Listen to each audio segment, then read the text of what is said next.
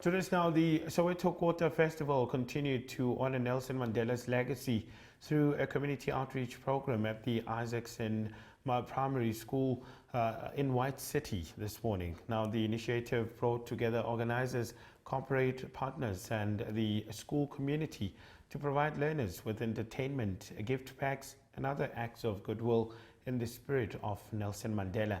Now, although Mandela Day is officially observed on the 18th of July, communities across the country continue to dedicate their time to community service in recognition of Madiba's 67 years of public service. Sekhuthazwa osomabhizinisi nezinhlangano ukuba zisebenzise ithuba lenyanga yokuzalwa kwaloyo owayengumengameli wokuqala kuhulumeni wenkululeko uNelson Rolihlahla Mandela ukubuyisela emphakathini abasebenza kuwo.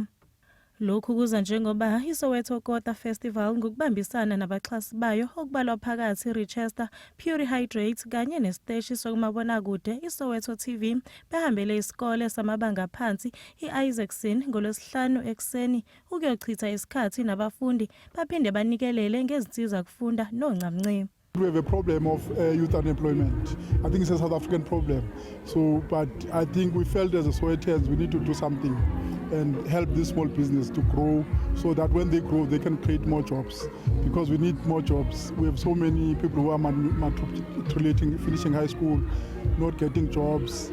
Small businesses, I think those businesses, they don't need a lot of experience. So you can start there as a young people. Then you'll get other opportunities after starting, at least to gain more experience. We always believe that we need to help wherever we can help. So Mandela Day 14 is very important. See, recognized as a very important month for us. So the little that we can do for abantwana to be happy on the day, it's important to us. Kusenjalo onguthishanhloko walesi sikole uzwakalise amazwi okubonga kubahleli balomcimbi nothe izandla zidlula ikhanda. We are celebrating 70 years this year. So the event of today means a lot to us as a school, even the community at large, more especially the learners. If you remember very well, it's a Mandela Day.